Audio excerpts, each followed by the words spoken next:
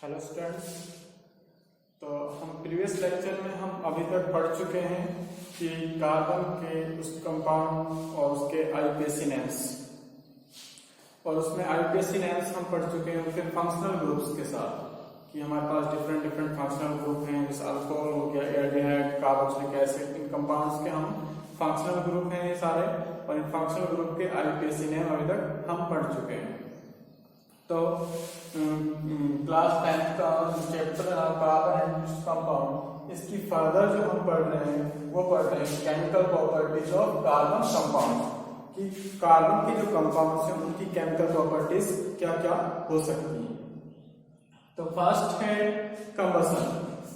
Combustion का मतलब होता है anything which can be burn. Combustion यानी हमारी कोई भी चीज anything which can be burned, कोई भी चीज जिसको हम जला रहे हैं वो क्या होता है, बर्न हो रही हो, जल रही हो, तो उसको क्या बोलेंगे, कंबशन। तो कोई भी चीज जैसे आप जलाते हो, आग जलाते हो, वो क्या है, कंबशन है। कोई भी सब्सटेंस आप किसी को भी हम जला रहे हैं तो वो क्या कहलाएगा, सिंपली कंबशन। तो जैसे हम कंबशन होता है तो कंबशन के लिए मोस्टली हमारे पास तीन चीजें की जरूरत होती है। We require three main things. सबसे पहले हमारे पास फ्यूल प्रेजेंट होना चाहिए। फ्यूल का मतलब जिस सब्सटेंस को हम जला रहे हैं वो क्या होना चाहिए, हमारे पास प्रेजेंट होना चाहिए। दूसरा, ऑक्सीजन का अमाउंट प्रेजेंट होना चाहिए। Oxygen, fuel and oxygen. Oxygen अगर नहीं होगी तो कोई भी सब्सटेंस बर्न नहीं होगा। आपने एक्सपेरिमेंट भी देखा होगा जो हम 6-7 क्लास में पढ़ते थे कि हमारे पास कैंडल हुआ करते थे। उस कैंडल को अगर आप उल्टा, उसके ऊपर उल्टा गिलास रख देते हैं तो 1 या 2 सेकंड बाद ऑटोमेटिकली वो कैंडल की क्या हो जाती है, बुझ जाती है। तो उससे हमें ये पता चलता है, उस एक्सपेरिमेंट से हमें ये पता चलता था कि जलाने के लिए, जलने के लिए हमें क्या चीज की जरूरत पड़ती है, ऑक्सीजन की जरूरत पड़ती है। तो इसलिए दूसरी जो नीड होती है वो हमारी ऑक्सीजन सप्लाई, ठीक है। एंड थर्ड होता है फ्लैश पॉइंट।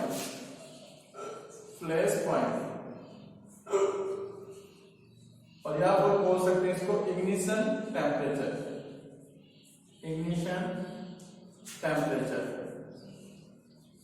टेम्परेचर का मतलब होता है कोई भी सब्सटेंस जिस पर वो फायर कैच कर ले। कई बार आप देखोगे सर्दियों में जो अगर हम बेशक से उसको आग के नीचे, मान लो हमने तिल्ली लगाई, तो तिल्ली लगाने के बाद भी वो जल नहीं रहा। क्यों नहीं जल रहा? क्योंकि अभी उसका इतना टेम्परेचर नहीं आया कि उस पर वो आग कैच कर ले, ठीक है। तो एक पर्टिकुलर टेम्परेचर होगा जिस पर कोई भी सब्सटेंस आग कैच कर सकता है, तो उसको बोला जाता है इग्निशन टेम्परेचर या फ्लैश पॉइंट। तो कंबशन होने के लिए हमें तीन चीजें क्या होती हैं। एक हमारे पास होता है फ्यूल, कोई भी हो सकता है वो। दूसरा हमारे पास ऑक्सीजन, एंड थर्ड हमारे पास उसका इग्निशन टेम्परेचर। तो यहाँ पे मैं एक एग्जांपल लेता हूं। ये क्या है, मीथेन। जो मीथेन गैस होती है वो आपके एलपीजी सिलेंडर्स वगैरह में या सीएनजी होती है, उनमें कंप्रेस्ड नेचुरल गैस सीएनजी, उनमें क्या प्रेजेंट होता है, मीथेन प्रेजेंट होता है। ये बेस्ट सोर्स है, बेस्ट फ्यूल है। क्यों? क्योंकि इसकी जो हाई कैलोरीफिक वैल्यू होती है, इसकी जो इग्निशन टेम्परेचर, एक तरीके से हम कह सकते हैं कि बहुत अच्छे तरीके से बर्न होता है और बहुत कम अमाउंट में ये पॉल्यूशन क्रिएट करता है। इसी वजह से जो मॉडर्न एरा है, इस एरा में हमें नीड पड़ती है कि यहाँ पे हमारे पास ऐसा फ्यूल हो जो कम से कम पॉल्यूशन करे और जो उसका अमाउंट है वो एक तरीके से जो इसकी एफिशिएंसी है वो क्या हो, हाई हो। तो मीथेन को अगर हम ऑक्सीजन की प्रेजेंस में रिएक्शन करवाते हैं तो उस क्या देगा, वो हीटर देगा और वो क्या प्रोड्यूस करेगा, CO2 एंड वाटर। आपने देखा होगा CO2 इसकी फॉर्म में निकलता है हमारे पास, फ्यूम्स की फॉर्म में, जैसे धुआं होता है वो किसकी फॉर्म में निकल रहा है आपके पास, CO2 एंड H2O, कुछ अमाउंट में आपका H2O निकलेगा एंड ये हीट। जितनी भी कंबशन रिएक्शन होती हैं, मोस्टली कंबशन रिएक्शंस आर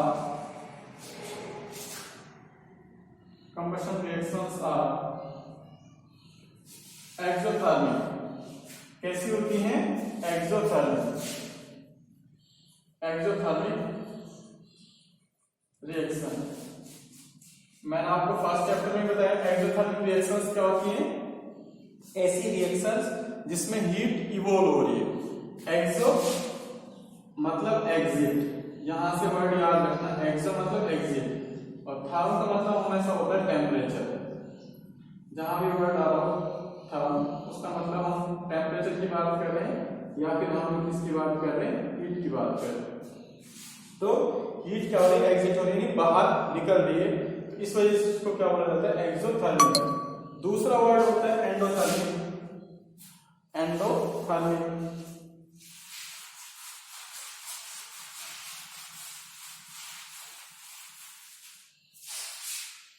दूसरा वर्ड होता है एंडोथर्मिक।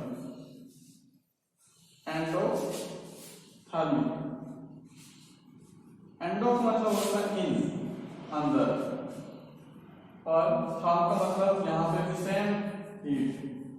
तो ऐसी रिएक्शंस जिसमें हीट को हम अंदर ले रहे हो, तो ऐसी रिएक्शंस होती हैं आपकी एंडोथर्मिक रिएक्शंस। ठीक है, तो यहाँ पे मोस्टली जो कार्बन के कंपाउंड्स होते हैं वो क्या होते हैं, इजीली ऑक्सीजन के साथ कंबशन हो जाते हैं, यानी वो इजीली बर्न हो जाते हैं। बट इसमें कुछ एक्सेप्शन है, इसमें मोस्टली कंपाउंड्स होते हैं कार्बन के, वो क्या हो जाते हैं, इजीली बर्न हो जाते हैं। बट जो डायमंड है,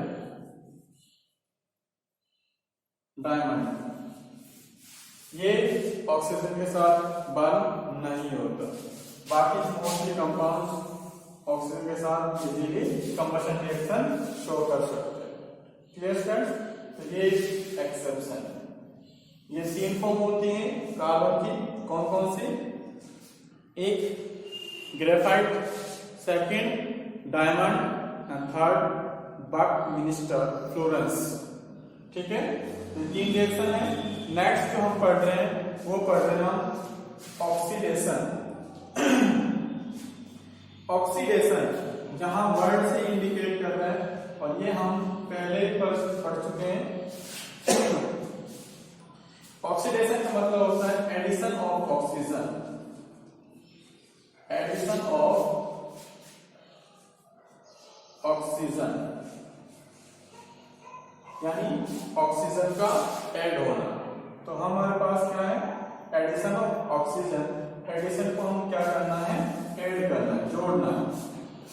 अब जो भी कार्बन कंपाउंड है उनके साथ ऑक्सीजन जुड़ रही है, तो क्या बनाएंगे, डिफरेंट ऑक्साइड्स बनाएंगे। क्योंकि कार्बन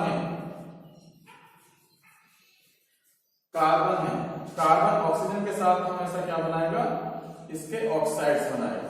क्या बनाएगा, ऑक्साइड्स। जैसे हाइड्रोजन है तो हाइड्राइड्स बनाते हैं, ऑक्सीजन है तो ऑक्साइड्स बनाते हैं, हेलोजन है तो हैलाइड्स बनाते हैं। इसी तरीके से ऑक्सीजन है तो वो ऑक्साइड्स बनाएंगे, डिफरेंट ऑक्साइड्स। ठीक है, तो यहां पे जो मैं रिएक्शन लिख रहा था, कार्बन है,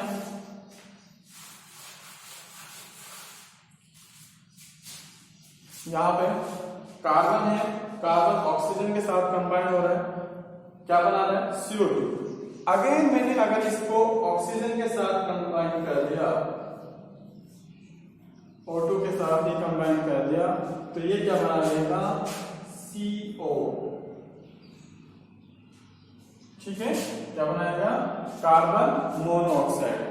और कार्बन का मोनोऑक्साइड है ये बहुत ज्यादा हार्मफुल होता है। या फिर इसकी जो डायरेक्ट रिएक्शन कार्बन के साथ हाफ O2 लेते हैं। क्या लेते हैं? कार्बन प्लस में हाफ O2। तो यहाँ पे क्या प्रोडक्ट बनेगा? कार्बन मोनोऑक्साइड, क्योंकि एक कार्बन मॉलिक्यूल है, यहाँ O2 कितने हैं? 2, ऑक्सीजन कितने? 2 हैं, तो इसको मैं आधा लूंगा तो इसका मतलब ऑक्सीजन कितना रहेगा? 1। यहाँ ऑक्सीजन 2 है, 2 में से मैंने 2 का क्या करा? आधा किया, तो क्या रहेगा 2 का आधा? 1। तो एक कार्बन है, एक ऑक्सीजन है, तो क्या बनाएगा? Carbon monoxide. Carbon monoxide. और जो कार्बन मोनोऑक्साइड होता है ये बहुत ज्यादा हार्मफुल होता है। ओके स्टूडेंट्स, तो ये हमारे लिए हार्मफुल होता है कार्बन मोनोऑक्साइड। तो कार्बन की जो सेकंड प्रॉपर्टीज है, केमिकल प्रॉपर्टीज, वो क्या है? ऑक्सीडेशन। कार्बन ऑक्सीजन के साथ कंबाइन होगा, क्या बनाएगा? CO2। नेक्स्ट जो रिएक्शन है एडिशन रिएक्शन।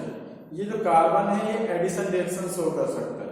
जो हमारे पास डिफरेंट कंपाउंड्स हम पढ़ रहे थे वो एडिशन रिएक्शन शो करते हैं। एडिशन रिएक्शन किस तरीके से? एडिशन का मतलब होता है, यहां पे आप इसको समझो, एडिशन मतलब ऐड होना। क्या होना? ऐड। ऐड किस तरीके से? जुड़ना। ऐड का मतलब होता है जुड़ना। तो यहां पे क्या है? एक हमारे पास CH2 ये आपके पास क्या है? किसका फॉर्मूला है?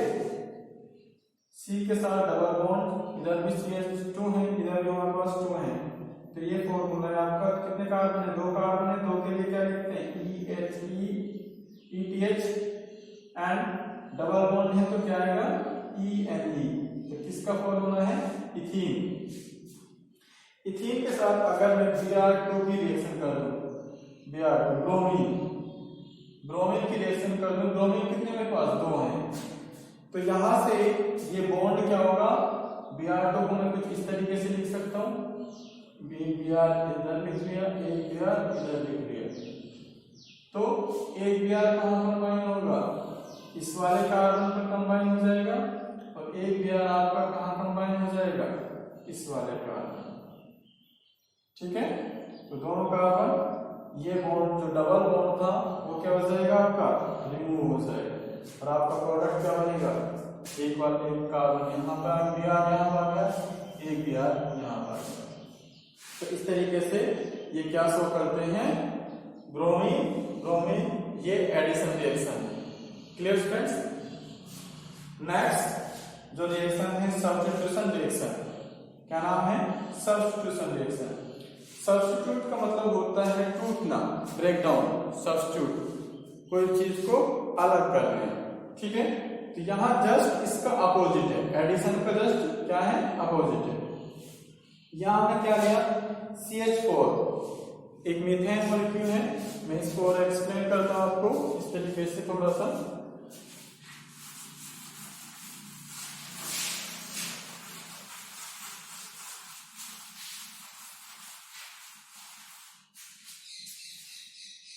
ये CH4 है, CH4 को मैं कुछ इस तरीके से लिख रहा हूं। कार्बन है, टेट्रावैलेंसी शो कर रहा है, तो इसके लिए 4 बॉन्ड चाहिए एक कार्बन को। 1 2 3 4 टेट्रावैलेंसी, 4 बॉन्ड हो गए।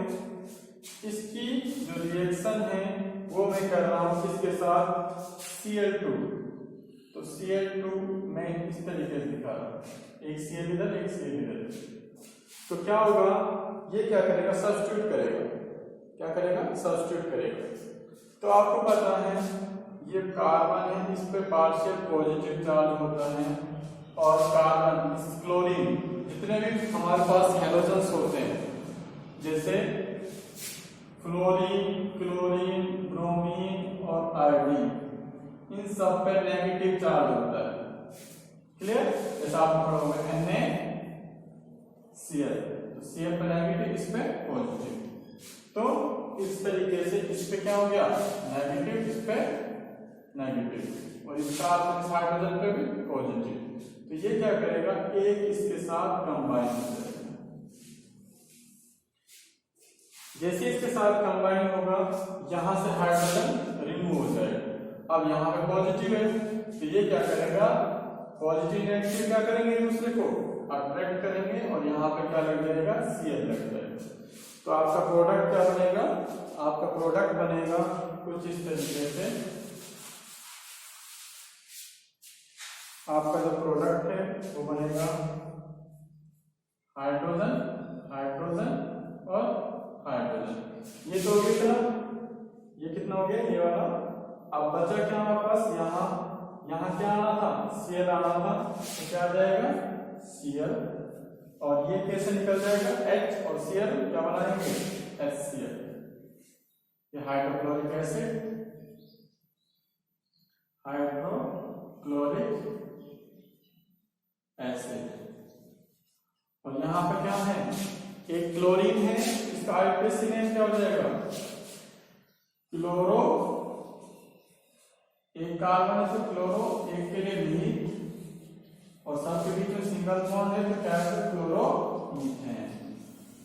ठीक है, ये आपका प्रोडक्ट बन गया CH3Cl प्लस में HCl।